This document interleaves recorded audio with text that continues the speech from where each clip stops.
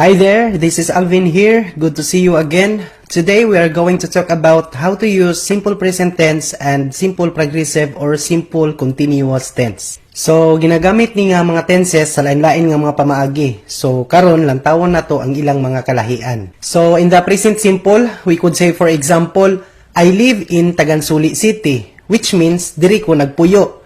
So, mao nga ang ako ang gigamit kay ang present simple nga I live kay permanente man kong nagpuyo diri. While in the present continuous, we might say, I am staying at Dominic Toredo's house.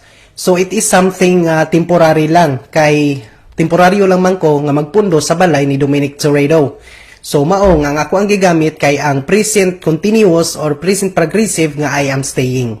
Alright, next, in the simple present, we could say, Logan plays the piano. Which means, sa kanitibukan or in general, nasayod ta nga si Logan, kabalo siya motugtog og piano.